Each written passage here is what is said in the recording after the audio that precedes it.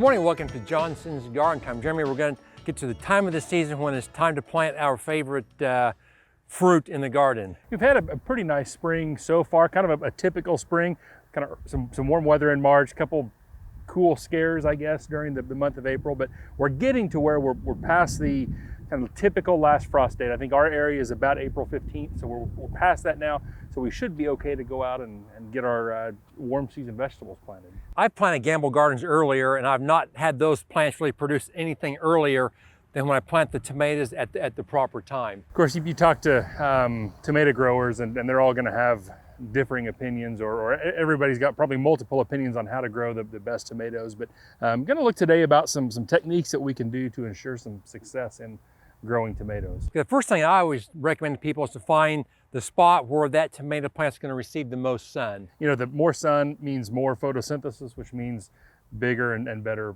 fruit.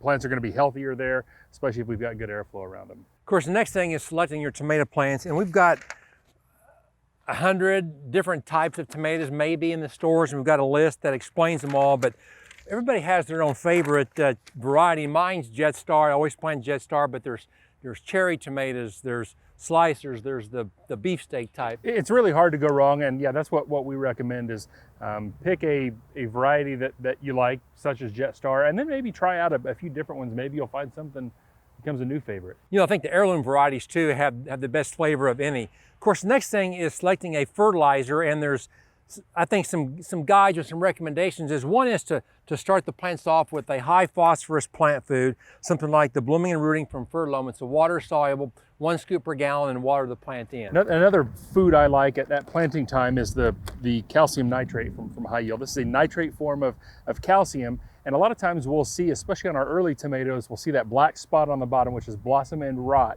And this is going to help stop that because it's going to be calcium available for the plant. Okay. Of course, then I always like to use a granular type fertilizer. Again, something higher in phosphorus, but maybe with a little more nitrogen, with a Fertilizer Gardener Special, Fertilizer Tomato and Vegetable Food, and a couple of organic options as well. You know, as far as staking the plants or caring for them once you get them in the ground, I always recommend a good quality tomato cage.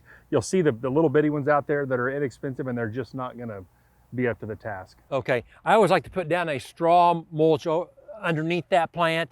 It helps retain the moisture, it keeps the weeds down, and just the plants do a lot better with that good mulch. So we've got a lot of different types of food, fertilizers, and tomatoes for you as well at our stores. Thanks for watching, and we'll see you next time.